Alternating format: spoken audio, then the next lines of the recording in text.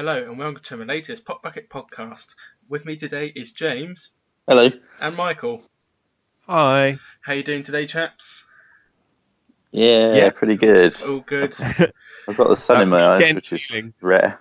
Yeah, the sun. I had to drive through like a lake almost yesterday. It's been pretty ridiculous where we are. But we've survived another week of rain. And we've got a bit of sunshine in our lives again, which is nice. Which is all much happier, doesn't it? It does make a difference. Yeah. But then, from what you're saying, Mike, your happiness with the sunshine's been knocked back by the news of Lex Luthor casting. Oh gosh, yeah. Jesse, that was smooth. Jesse Eisenberg is he's been announced as the Lex Luthor in the Batman vs Superman movie, and it hasn't made me unhappy, but it has made me curious, because this is the kind of casting decision that could go either way. Either this will be the greatest casting decision ever, and people will go, "What vision? What foresight? Who knew that Jesse Eisenberg could do it?" Or they'll go, "Well, I told you all along he didn't have the authority or the command to be Lex Luthor. Why the bloody hell did you cast him?" So that Ben Affleck as Batman, which again is a solid casting choice, but as long as Ben brings his A game, and he doesn't just try and Daredevil game. Exactly. Yes. Yeah. It's trying to be fair, avoid that. I mean, we all kind of said the same about Heath Ledger at the time, casting as the Joker. I was up front with the sort of naysayers saying, "Oh, I don't know about this." Kind of a Knight's Tale to this. 10 things I hate about you. Yeah. But good movies though. Good movies, but they are good movies. Yeah, but you couldn't read from them that he'd be able to do the Joker in the way that he did the Joker. No, if you see what I mean. That transition was completely sort of not apparent to me until worked out well. Yeah, because when I saw that news, was it last night? I pictured the casting as, well, he did do Mark Zuckerberg in The Social Network, thinking right, he's playing a younger, sort of more modern villain. They're sort of modernising the villain, in my opinion, of how they're going about it, this young billionaire sorts. You don't know what they're doing. Zack Snyder's had a bit of an odd directing career for some people. Everything was The Watchmen and a few other bits and bobs. Well, I mean, I think he did all right with the adaptation of Watchmen, because I think it's basically it's verging on unfilmable, that particular graphic novel.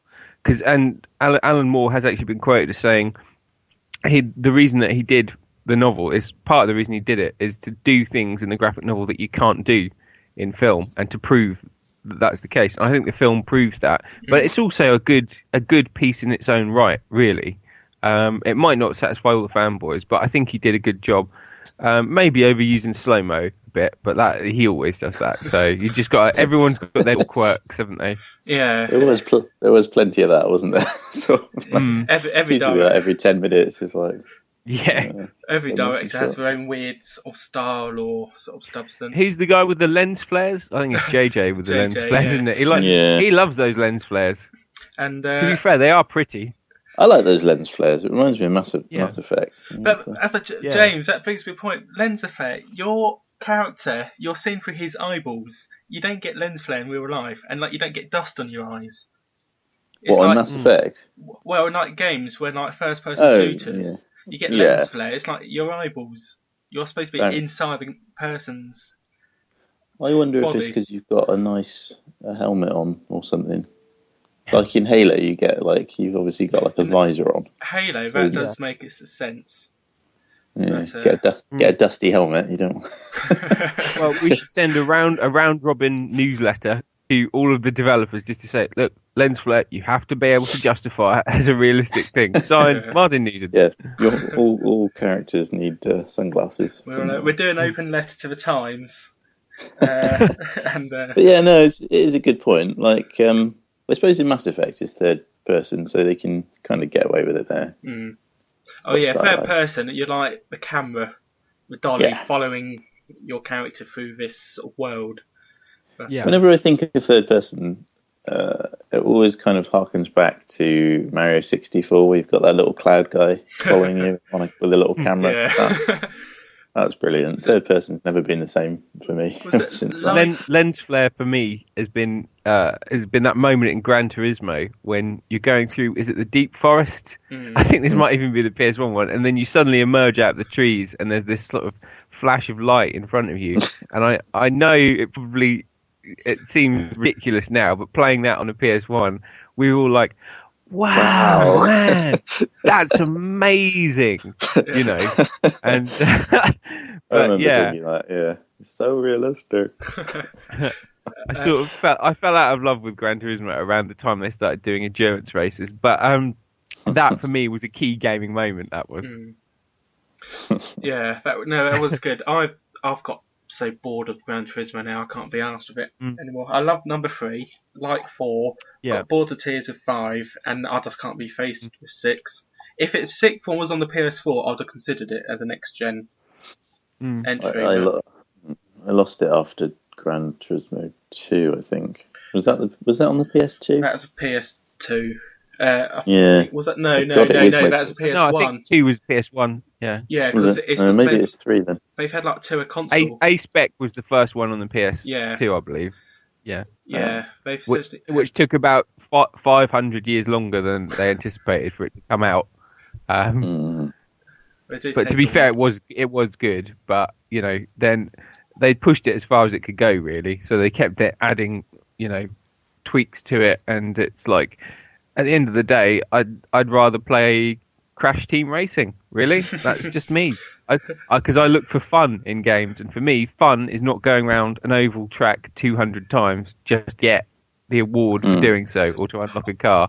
That's not fun. It's like Grid. I don't know if you ever got into Grid on the 360, but it's quite a good racing game until you get to sort of every season that you play, which is basically sort of every 10 races, you have to do a Le Mans sort of 24-hour race. And 24 hours translates to 24 minutes in the game. So you're actually racing around like the Nuremberg Ring, which is like one of the hardest tracks, for 24 minutes. Yeah. And, you know, the slightest mistake, it's just like, start again. In Gran Turismo, you actually do it for 24 hours. That's the difference, isn't it?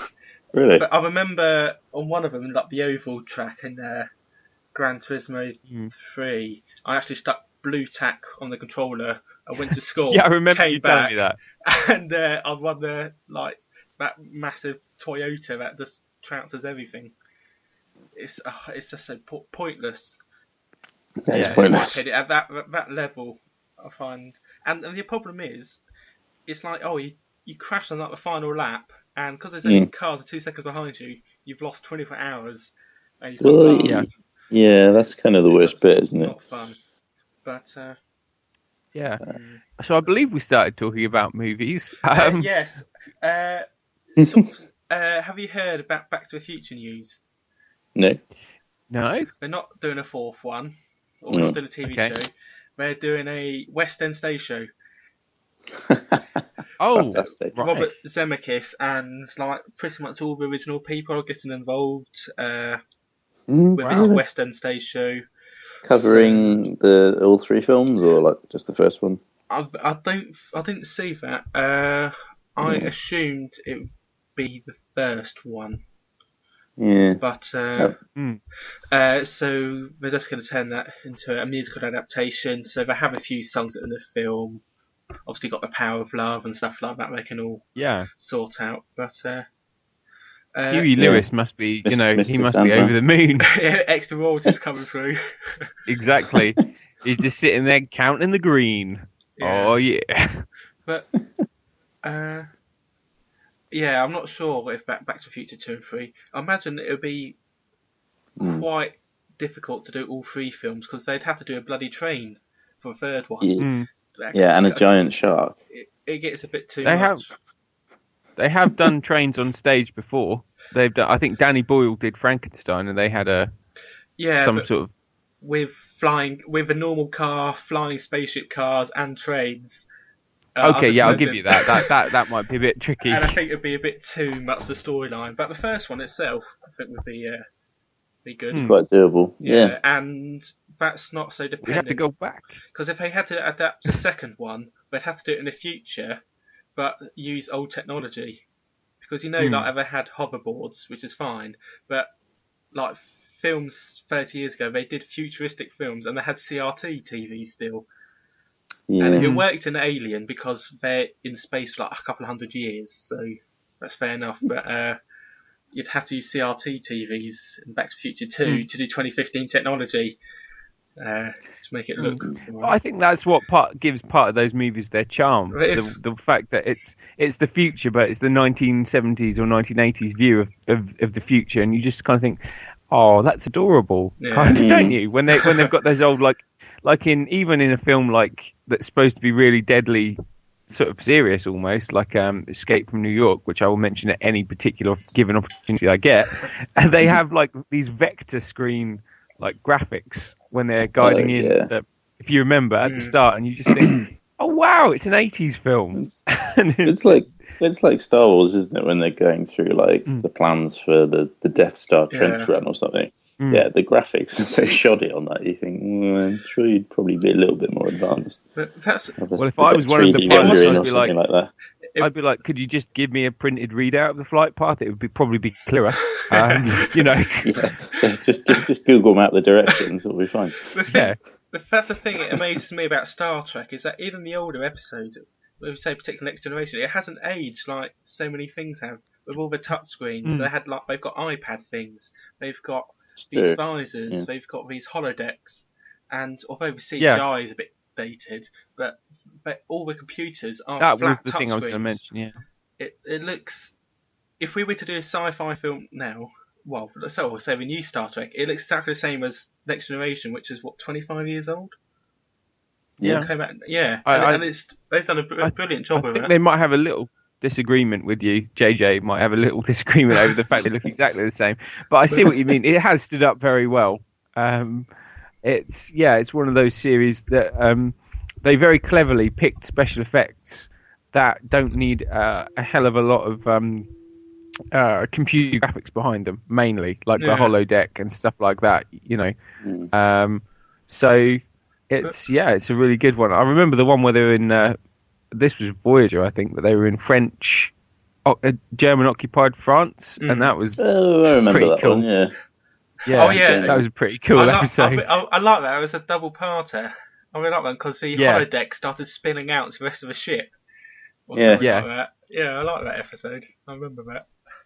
That was probably one of my favourites. Wasn't it the Doctor was the only one that could do anything because he was part of it or something? He was the only. I think he was the only one. Yeah, because they'd taken off the sort of safety gauge or whatever the hell they had in the holodeck, so people were actually getting injured, and the Doctor was having to patch them up and send them back in. But I think he's watched quite a bit of Star Trek because Mum really liked it, and she liked Patrick Stewart. But I never enjoyed Deep Space Nine. I never got on with that one. No, I watched a bit of Enterprise, the prequel series. Best theme music ever. Is that the guy from Quantum Leap? Was that? I think so, yeah. I can't remember how the theme tune goes now, Mike. Sorry? I can't think how the theme tune goes to that show. I got faith of the heart. I'm going with a soft rock bull. Shit now. Oh, yeah. It's amazing. Yeah, I remember that now. That's what first I watched. time. If it came on, I had it dated just to watch the opening, and then I'd turn it off. But that was amazing. It seems so out of place there. What were they thinking? I tell you what, on the theme of out of place themes, I always felt that CSI had one of the strangest opening things. They've got the Who, haven't they? They've got Who Are You? As I can see why it makes sense in terms of who are you. You're looking at the body and trying to find out what the backstory is, but it's so out of place with the rest of the show. It's like, and then they have Barbara O'Reilly for like Miami one. Yeah, I know. Which is using Who songs. This makes no sense. Exactly. They were like, we need some sort of continuity. There's no reason for us to use Barbara O'Reilly for this, but we're going to do it anyway. It's kind of sums up CSI, really. Yeah, I do like CSI. It's a real popcorn sort of detective. It's not like Luther or Jonathan Creek. It's accessible, isn't it? Are you putting Jonathan Creek up with Luther? Sorry. Alan Davis is sitting at home now going, wow, I didn't know we were making such a serious drama. I should have played it more straight, really. I think we do like CSI and Newton Household. It's silly, but funny. There's a place for CSI, isn't there? It's like mainstream murder mystery, basically. Yeah, it's quite fun. I've just had a flashback, not a serious one. It was of Star Trek. In Vegas, they had a Star Trek ride. I don't know if you know about this. Oh, yeah. In the Hilton Hotel. And you queue up. Actually, first we went for a meal downstairs. And Tell us the entire itinerary of your day. They had Was it a Star Trek meal? Is it related? Yeah, it was in a Star Trek. It was like a canteen, a bit like Star Trek theme. You got it out of a replicator. Yeah. they had Klingons serving you your meal and stuff like that. It was all really great. But my brother was taller than the Klingon, and the Klingons are supposed to be these big warriors. But anyway, I digress. You queue up, and then you go onto the ride, and you stand on like the holodeck, and the lights go on.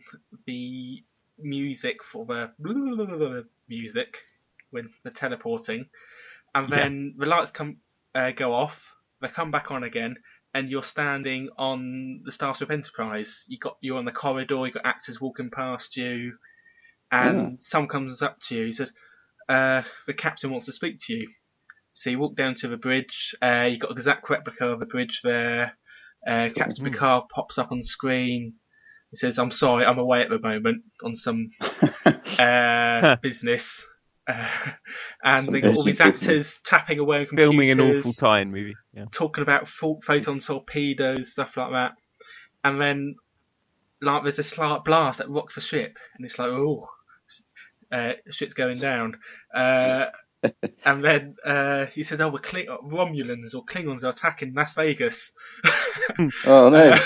So you all have to get into a emergency space shuttle to escape.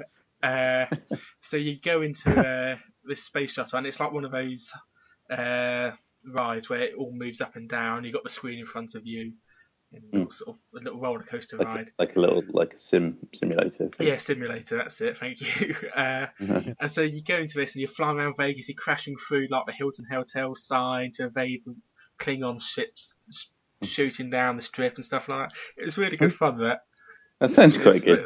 They've got rid of it now. But yeah, it was really. It just America they just do entertainment so well. Honestly, it was like being on this TV set. It's just like really cool. Imagine being an actor and having to like say the same line like 100 times a day. Just like, the photon torpedo stocks are running low. whatever they would say. Yeah. To be honest, if I was an actor in that situation, you'd be dreaming that line, wouldn't you? Yeah, you would. If I was an actor in that situation and the director said, after about 4 or 5, I'd say, "Have you not got it? What are you looking for in that line? The essential truth of man, or do you just want some plot information? Because if you just want some plot information, I think we're there, to be honest." Well, we did the I'm not sure I'd last very long as an actor. We did the London Dungeons last week, and those characters, they have to do so many times over and over. Because I don't know, say for 4-hour shift, we got some like, "Hello, creatures. You come to see us," and all that sort of scary talk sort of thing. And it's like, right, you're here for 5 minutes, so you're doing this, I don't know, 6-7 times an hour, something like that. You do it for 4 hours. It's like you're doing it like 100 times a day, pretty much, like these same little lines, and it's like, God, that must get tedious. And like, especially with like these little hunchbacks or people, like the little weird lady who's got like Black Death. It's like when they're hobbling through the street, it's like, "Hello there, It's like, Bring out your dead. Bring out your dead, yeah. Well, I tell you what, Mike, if you can put up with the tedium, I think you've got a potential line of work there. Because I'm sucked into the drama. I'm a method actor. You are. You get really into it. I did actually grab some girl's ass by accident. That wasn't the wife's. You did. It's gone a bit quiet now. Yeah. What? I was with What? along. It's really dark in there. Oh yeah. This is how these stories start, isn't it? It was really dark. Yeah, oh god. And like, I was holding hands with Sophie as we were like shuffling through to the next section of Jack the Ripper, whatever it was. And then I went to like scratch my face. I had like an itch, and then I just sort of put my hands down by the side, and then like a few sort of seconds later, 5 seconds later, I went to reach out to the blonde woman next to me and sort of cupped her bum. And but in the 5 seconds between me scratching my eye, I didn't realise Soph wandered away to look at some fake body line on the floor. She was replaced by some. The woman next to me was like the same height, same sort of cut of her hair, and just at the corner of my eye, I just reached out to the nearest blonde woman and sort of cupped her bum. As you do. As you do. And then all of a sudden, she turned around at the same time I saw Sophie walking back towards me. Oh, sorry. That was quite funny, though. It was harmless. Yeah. It's quite embarrassing. Yeah, particularly because I'm stuck with them for about another 20 minutes, this couple. I just make your girlfriend or wife or fiance. You're with your group. Was her boyfriend giving you evils? No, he did sort of find it funny. It looked genuine. It was understandable. Yeah. But yeah, that's a fun day out. Sounds it. Anyway, films. Back to films properly. The Oscar nominations have been announced now. Ooh. I don't want to see what sort of options you like, because you've got Best Picture. Let's start with the big one. Has anyone seen... I'll go for the nominations first. 12 Years a Slave, American Hustle, Captain Phillips, Dallas Buyers Club, Gravity, Nebraska, Philomena, and The Wolf of Wall Street. Wolf of Wall Street, sorry, not The Wolf of Wall Street. I've not seen it, but that's meant to be amazing. Everyone I've spoken to has been bigging up The Wolf of Wall Street. I've not seen any of them myself either. Big time. But No. 12 Years a Slave, heard, but American Hustle, I want to see that. But Yeah. to be honest, I've I've just heard noticed. conflicting things about American Hustle. Some people say it's good as a light kind of throwaway thing, and other people say that it's essentially the movie itself is a con. So it's like a kind of B movie disguised as an A movie, like they're trying to pass it off as a Scorsese masterpiece when actually there's nothing much to it, which is quite damning criticism, really. But also at the same time, you've got these actors who are just going nuts in the movie, doing really weird, fun things. And whilst that might not seem too believable, it looks quite enjoyable to watch. Amy Adams or what's the name of that woman? This is probably not the greatest commentary about a film ever. But yeah, or Christian Bale or whatever. Just go and do an out there, off the wall characterization, and yeah, I enjoy that without going and thinking, oh, this is the deepest movie I've seen in years. But so I don't know how it ended up with an Academy Award though. If what people are saying about it is true. Yeah, I think I've kind of heard similar feedback, really.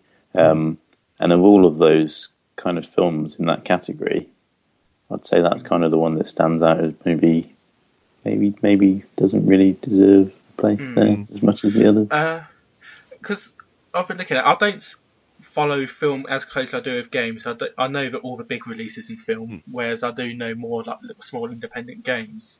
But Philomena, I didn't realise that was written and starred by Steve Coogan. Yep. Yeah, it's a true story as well. Yeah. So he's been nominated for his writing as Best Picture. Yeah. For what he's written and starred in. Yeah, I really fancy that film. Actually. Alan Partridge has hit So the do big I. time.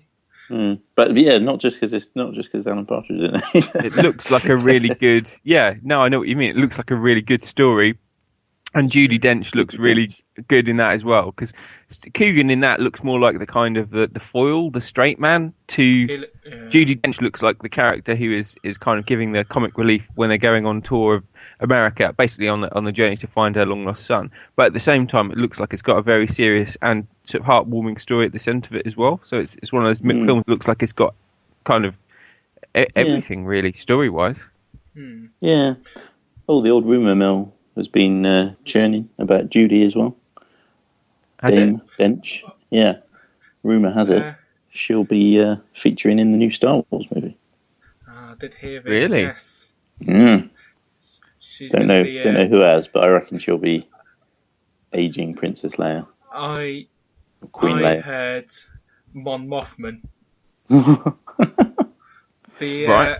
The Admiral at the end of the Yeah. the Jedi. Yeah. The lady. Going to be her. Oh. The one who's like talking to Admiral Ackbar. Yeah, that would fit. Actually. If they gave her a lot of prosthetics, we could find out what Admiral Ackbar's wife.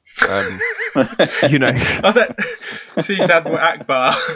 Yeah. Don't use too much pepper in your cottage pie. It's a trap. Because that was lame. But anyway, Judi Dench is a fantastic actress. So wherever they stick her in the film, she's going to be good. Yeah. So that's good news. Yeah. She's one of those Gravity... actors. She could probably play a tree, and you'd believe it. Sorry, James. Gravity, yes. Oh no, just back to the Oscars. Gravity is meant to be really good. I don't know. Have either of you seen it? No. I'm going to watch it on the biggest iPhone possible. It looks like one of those films that you have to go and see at the cinema to get the full impact of it. You don't really want to watch it at home unless you've got a massive widescreen TV. But the only thing putting me off going to see Gravity is the two lead actors, because I don't like Sandra Bullock that much, and I don't like George Clooney that much. I think they can both be good in the right film, but I think that they can also both be really quite bad as well, and irritating and off-putting. And to have two of them together is quite a risk, in my opinion. That was my key concern, really. Yeah, and that and the trailer, which was probably about 4 or 5 minutes long, just looked like a woman just floating around in space, going, "Oh no! Oh, it's exploding! Oh God, no! That's exploding!" It did look amazing, though, to be fair. But you're right, that was the content of it. There was like zero plot content apart from where it hits a tragedy here. But it looked, it's brilliant. like a disaster film, isn't it? But in space, which they've not really done that many of. I suppose Apollo 13 springs to mind. But I'm sure it's great. I noticed just looking at the other nominations, Cate Blanchett's there for Best Actress in a Leading Role for Blue Jasmine. You like her. I'm pleased to see, because someone who can convincingly portray Bob Dylan better than all the men in the same movie is probably a phenomenal actress. And I really must see Blue Jasmine, because it's another. I hate when people say this, but it's another return to form for Woody. It's been getting fantastic reviews, and it's kind of about a sort of socialite who gets. Who has to live, in the real world, basically, when her husband gets exposed as a fraud. And Alec Baldwin plays the husband in that. And apparently he's really good. And, I like the Baldwin when he's on form. Really good. So, again, that's one to see, I would say. But sorry, carry on. I've not seen a Woody Allen film since, I think the last one was Whatever Works. But I quite enjoyed that. It was very good. Oh, right. With I like Larry David was in it. He's good, isn't he? Yeah, I do like Larry playing himself. Yeah, sort of an amalgamation between himself and Woody Allen. Pretty much, good. Yeah. I saw Midnight in Paris. That was the last one I saw. Really quite enjoyed it. It was quite lightweight, but it was also quite charming as well at the same time.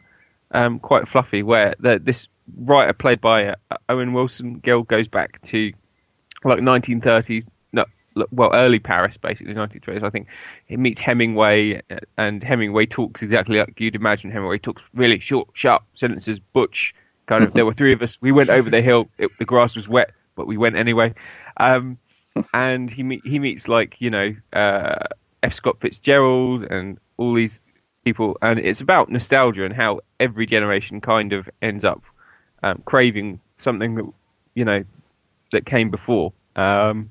So yeah, it's worth a watch, but it's throwaway, but it's good throwaway. Fair enough. I've just noticed that Jackass Presents Bad Grandpa is nominated for an Oscar. Oh, really? I didn't see that.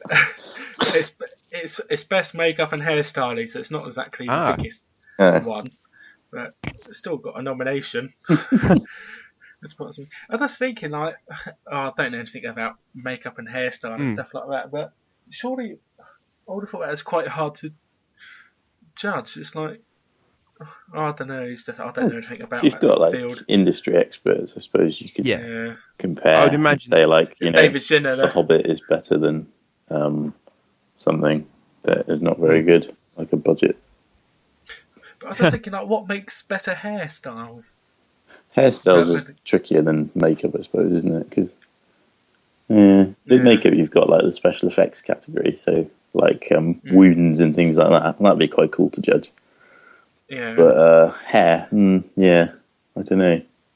And I was looking at the best visual effects. You got Gravity, The Hobbit, Iron Man, Star Trek, The Lone Ranger. I think those sort of visual effects, they're done by like 100 people. Whereas costume design, say hair, makeup, sound editing, they're all done by a couple of people. Yeah. But visual effects is a teamwork of like 200 odd people or sort of things I like think that. in those cases it gets awarded to the film as a whole, so the entire department kind of shares the glory there. Everyone takes it home for a week. Put that on, put that on your CV. And sort of, Your turn, Stephen.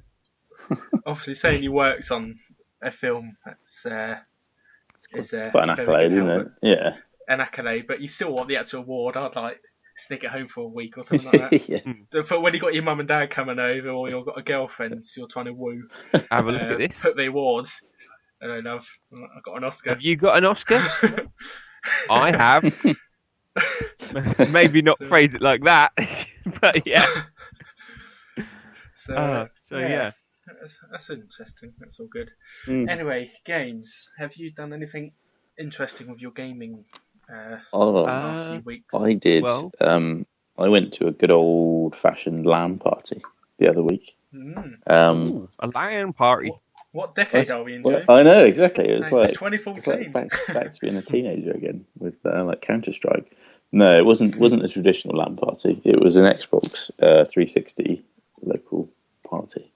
So me and sort of three friends got our Xboxes together and 3 TVs, connected them all up, and played GTA Online, which was great fun. Oh wow! Absolute crazy fun.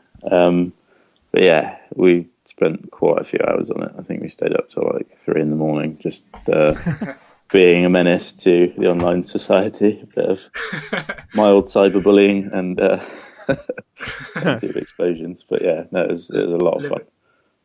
Living out your wildest fantasies in the safe confines. That's right. Of GTA Online.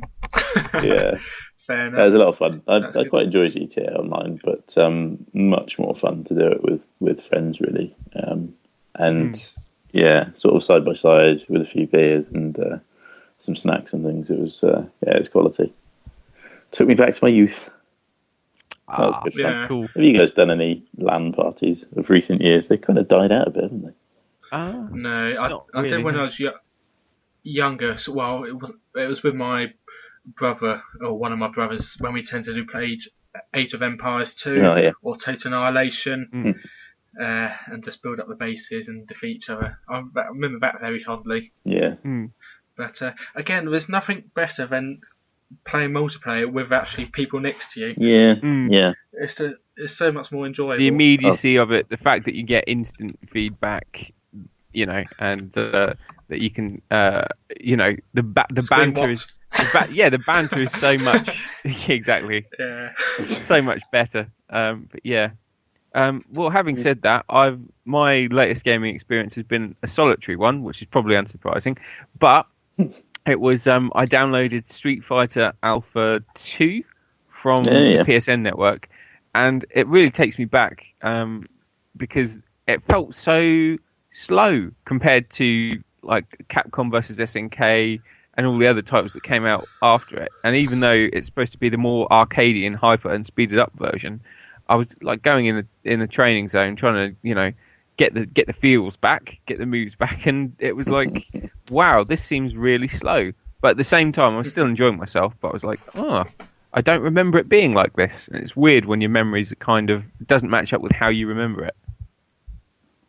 Yeah. But still, Akuma's in it, so I'm happy. There you go. Yeah, that's still cool. Trying to think, what have I been in? I've played a few different games past week. Well, I'll do the one I've actually officially reviewed, and that was Dead Rising 3's first DLC. Oh, yeah. The Operation Broken Eagle pack. I very much enjoyed it. It definitely doesn't look like a next-gen game, Dead Rising 3. There's too many graphical issues, although the sheer number of zombies is impressive. But we've discussed a couple of times in these podcasts how much fun Dead Rising 2 we've had. Yeah. With silly sort of activities, dressing up, things like that. How much fun co-op is. These DLCs, they don't have any co-op whatsoever. Yeah, that's they've weird. Made it, a single-player only experience, this DLC. I find that very. You think they want to take advantage of the A game feature that's in the main game? But yeah. So what does it mainly consist of then? Right. We got the main storyline. I don't want to give anything away, but the main storyline is completed, and then you got 4 or 5 DLC packs, and each one focuses on a different player, and it's very much what Half-Life did with Opposing Force and Blue Shift. So is that the Alex Vance one? No, but Opposing Force is the original Half-Life. Okay. So Opposing Force you play as an army soldier, and Blue Shift you think you play as Barney, right. guard. And so you play the exact same game, same places, but from sometimes your events before Gordon Freeman, sometimes your after events, so you get a bit of backstory and history. And that's the basic premise of this. It's obviously not as well done as Half-Life. Well, that's a proper narrative story, whereas Dead Rising is more about the fun than anything. But it hinges around the story. But the story is over. I completed it in less than an hour, this DLC. And that's doing a couple of side missions as well. So it's pretty short. It's single player only, which that didn't bother me too much personally, because half the time I played by myself. But critically, with the reviews hat on, it's like mental, that decision. It's got a few new weapons and stuff like that, but all it's just really bizarre. It's sort of not worth the money at all. For part of a season pass, you get like 45 minutes extra gameplay of story.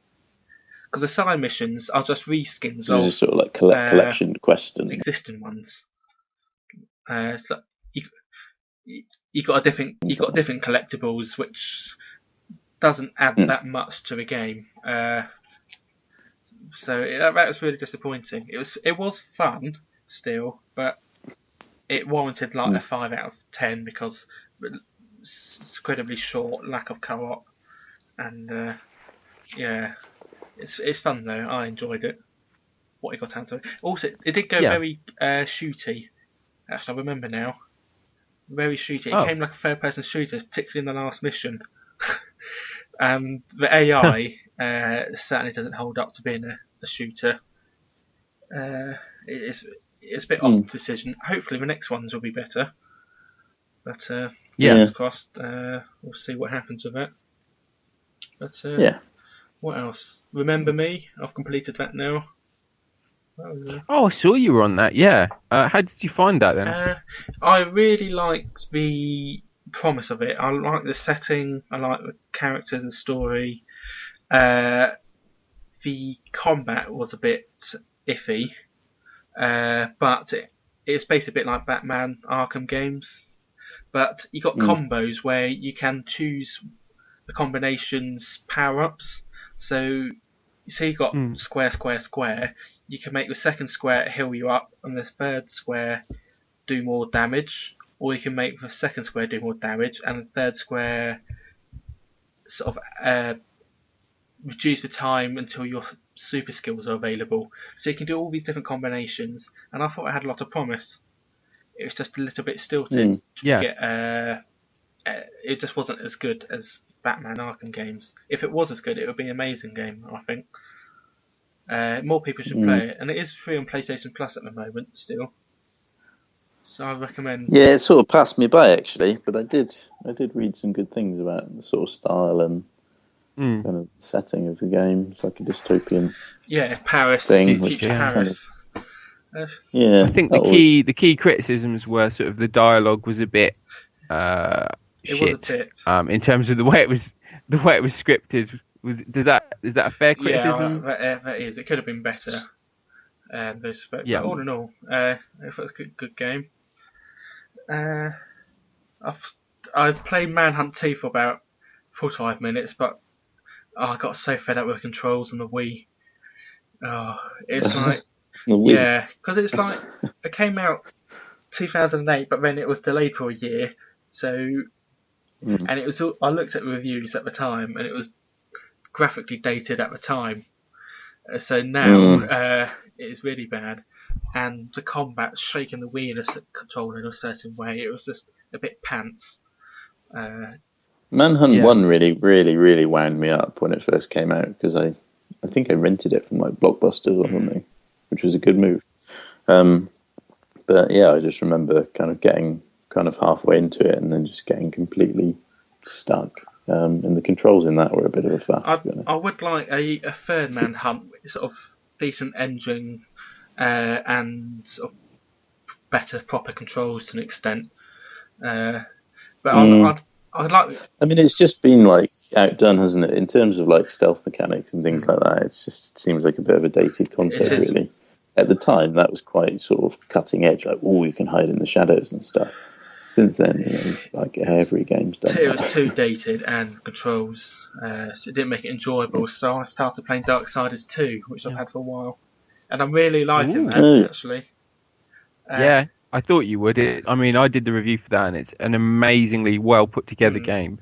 You know, there's platforming elements that mix with fighting, and it all feels. It doesn't feel like here's a platforming element. Now here's a fighting element. It all feels fluid as a gaming experience, which is a very hard trick to pull off. But Darksiders 2 does it. Yeah. The first game I quite enjoyed. It reminded me a bit of a sort of bit like a Zelda game in that you unlock new powers and tools and stuff, which mean that you can come back to old areas and do new things or access new bits and stuff like that. So it had quite a good formula. I think Darksiders 2, from what I read in your review at the time, I think sort of continued that notion. Really. Yeah, I think the Zelda comparison is a fair one, definitely. I think, a lot of people have said that as well. Darksiders 2 basically it builds upon the original in that, the character that you play as is more fluid in terms of movement, has more platforming things open to them, and they're more sort of an evade and dodge character who you pick your chance to leap in and get the attack, and it makes the combat more involved and tactical as well. But yeah, really recommend that game. Definitely worth a look. Yeah, I strongly recommend it. So I'm only a little bit into it, probably about a fifth of the way through, but with a combination of Zelda with constant sort of drops from the enemies, not as much as Borderlands game, but along those lines, like every other enemy you get another pair of boots or something. It's a really good game, and but it has been picked up for a third one, but that's going to be a couple of years away. It should have sold more. That should have been a game that saved THQ. Yeah, but it didn't, which is a shame. I don't think they had the money to push it marketing-wise, unfortunately. Yeah. That may have been a reason why. And obviously not a very established brand. They only had the one game before it. which is a shame, really. Honestly. But yeah, I mean, I think even with the first one, I picked that up quite late. To be honest, it was only maybe the beginning of last year. So I was kind of late through the door. Like, I know when it first came out, I kind of looked at it on the shelf and went, Darksiders, I don't really know anything about that. It's probably just one of those games. So I think you're absolutely spot on, really, with the marketing wasn't strong. And a bit of a letdown, really, because they are fantastic games. If you like Zelda, worthy of praise. If any listeners like Zelda, I'd say go pick it up. And it's slightly more... Zelda's obviously a game played by adults, but it's more adult themes. You've got something called death, and you've got war, and you've got sort of all the more fantasy, not like a little boy. It's the Four Horsemen of the Apocalypse. Not a little boy getting a princess again. It's I suppose a slightly more mature story in some ways. So, some really good storytelling devices as well. Like you've got the story so far every time you start as well, which is a really nice touch. Handy. Told in animation, isn't useful. it? And it's skippable, by the way. And you've also got good voice acting, good cutscenes that don't go on for 4 hours. They advance the plot and they're amusing in their own way. And so definitely recommend it. But yeah, I must just mention this before I forget. I downloaded the webcomic of Judge Dredd, which I read yesterday, which is one shot, and it's really good. It's definitely worth a look at my little Judge Dredd promo bit. But you should definitely go and check it out. It's only like $1.99 I think for the download. So go have a look at the 2000 AD website, download it, and you shouldn't be disappointed. Mm-hmm. Yeah. It was on TV the other day. The original. You saw it. Oh, really? What, the Stallone one? Yeah, old Sly. They were different times. The mid-90s. They were special times. I forgot the one of the main enemies at the beginning. I can't remember who it was, but it was someone I recognised from sort of more recent acting career. But he probably doesn't want you to recognise him. No, that's it. But it was all right. It's quite watchable. Yeah. I enjoy it. Yeah. I've been playing a bit of finishing off Max, the Curse of Brotherhood. Mm-hmm. Martyn, you've got a brother. Would you say that Brotherhood was a curse? No, it wasn't for me. No. Did you ever want to say an incantation and get your brother taken off to another dimension? I think because there's about nearly 10 years difference between my oldest one and about 8.5 to my next one. It didn't have that. Possibly between those two, maybe. Yeah. I know they had the odd punch up. Well, that's what Max did, and it ended badly. But no, it's a really fun game. I don't know if either of you have had a chance to play it. It's not. I don't think it's out on the 360 yet. They've got a date up for it, but at the moment it's Xbox One exclusive. It's quite a nice, lush sort of visuals kind of platformer. Doesn't really do too much to kind of hold your hand or teach you kind of how kind of physics work, because I think there's an expectation with the games that you've played in the past that you kind of know how to swing on a rope and you know how to crawl under boulders and things like that. So it's quite nice in that sense, quite refreshing. Doesn't really tell you how to work it. You just kind of trial and error and figure it out. Yeah. But I suppose. Yeah, it's got sort of an. So carry on. No, just one of the key mechanics is basically you unlock like a magic marker. So you're able to actually draw on the terrain to kind of create obstacles and things that can kind of help you sort of traverse the levels. So you can make sort of pillars to jump on, and you can make ropes, and you can make sort of water flumes and fireballs and things like that. All these things kind of help you kind of navigate. And it's interesting sort of how you combine those different sort of, I guess they're sort of elemental skills really, to actually kind of make whole new kind of ways of getting around. So yeah, it's really good. I really enjoyed it. Yeah, what did he give it? A 7 or 8? I can't remember what he gave it now. I think it was an 8. Yeah, it's good. definitely. It was a strong 8, actually. Yeah. But yeah, I hate that in physics sort of games where it's like, yes, gravity pulls things down. I know how physics work. It's like Portal. It tells you about how the two portals work and that you go through one and come out with the other. But then it basically says like, if you jump through it, you're gonna pop out, and then through the propelling motion, you just being a human being existing, you know how to play a game pretty much. Well, yeah, it's like if you drop a crate through a hole in the floor, it will fall out of the hole in the ceiling. It's like, oh right, right. Yeah, no, it doesn't really do that. It's kind of. I'm really going to have to stop dropping crates out of holes in water. You'll learn. It's having more of an effect on the people below than I realised.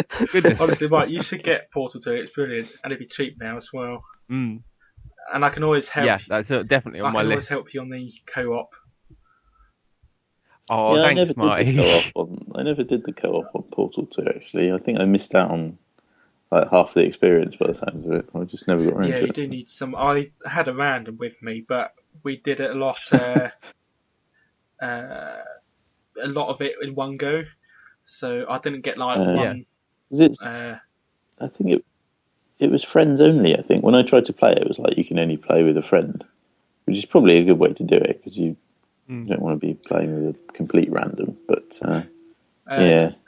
I can't remember. I definitely played with some random person because no one I know had it. Maybe unless it's not like me, but maybe I added a random person to be friend with, and we did it. I can't remember now. You went and recruited someone from a forum. Yeah, maybe, possibly. But yeah, it's brilliant fun. But I have it on PlayStation, so I can't help you there, James. No, it will remain on the shelf for now. I think Zara talked about playing it with me once upon a time, but we never got it together. Right, anyway. But yeah, Max Curse of Brotherhood. Go and download it. It's £7, maybe? But £7 well spent, actually, compared to some of the other stuff you'll download on the Xbox One. This one will keep you... It's cheaper than a trip to the cinema, anyway. Yeah, and that's if you just go by yourself as well. Like that's true, and don't buy it. Like if you go by yourself, like some crazy loon, like I did to Star Wars Episode 3. I went to the midnight. I still remember you posting about that. It's funny because I went on the day of release or something like that because I had to go down to Norwich. I went on the midnight premiere. It was amazing. You took the day off. No, college, I had to go down. I had to get something like the 1 o'clock train to London for something like that. Yeah. And I got to like a 10 o'clock morning showing and watched that with about 4 other people in the cinema because everyone was at work or school and then walked to the train station. Yeah. Those are the days. Fun. Was it an angry walk to the train station? I honestly can't remember now. Maybe I was quite angry when I left that film. I had just I was numb at that point. I'd already. I'd taken. Yeah, a few Valium, and you were numb. Yeah. I should have been Valium. No, I was with people. They were passing around a bag of wine gums, and I just said, "Just give me the bag." At the end, and I was just staring at the ingredients lists of the. Oh, I did Hydroharm 1. I didn't realise that was in my wine gums. Rather than get my heart ripped out, I thought I'll stare at some wine gum ingredients. So for me, it was an enjoyable experience. Do you remember at the end when Admiral having given birth to 2 kids? Don't remind me.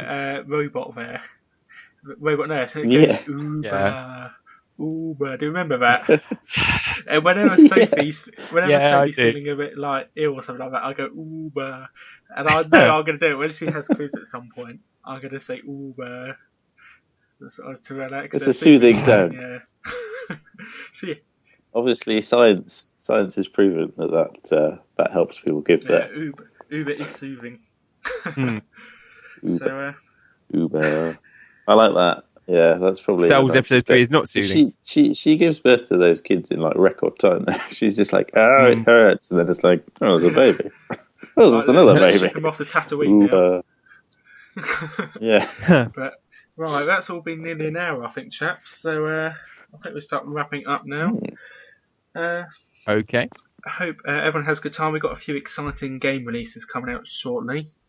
I really want to play Plants vs Zombies Garden Warfare. Oh yeah. I really want to play Tomb Raider. I'm going to go and buy that as a birthday present to myself. Give a next gen Xbox One version. Definitive. Yeah. It's passed me by, but that's exciting. We've got Thief, Titanfall, a whole heap of stuff. Movie, got the Lego Movie. Any of you going to go and see that? No, it looks a little bit annoying. Fair enough.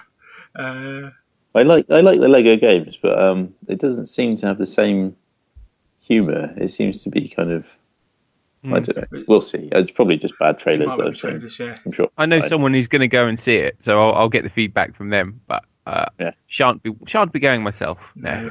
Fair enough. Right, okay then, chaps. We'll bid each other farewell now. So we'll talk again in 2 weeks' time about the latest adventures we've got up to in our lives. The exciting adventures of us. Actually,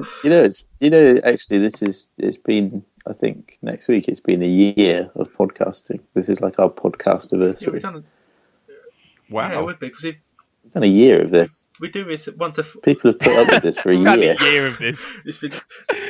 Just the way you said it, we've had a year of this. Because we do this roughly every fortnight, and we're back with 23 episodes now. So yeah, that makes sense. Yeah, that does make sense. Yeah, it's pretty good actually. We've not really missed any episodes. No, we managed to sustain it. We managed to keep talking to each other a year on. Haven't annoyed each other. It's true. This is a success in itself. Rightos. It gets better with age, like a fine vintage or a lady. Our podcasts are fine things, James, as they are, let alone in a few years' time.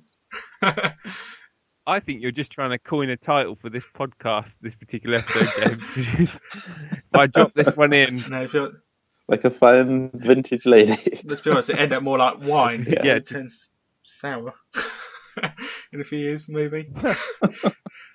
And on that note, it's goodbye from myself, and it's goodbye from James and Michael. Bye-bye. Goodbye.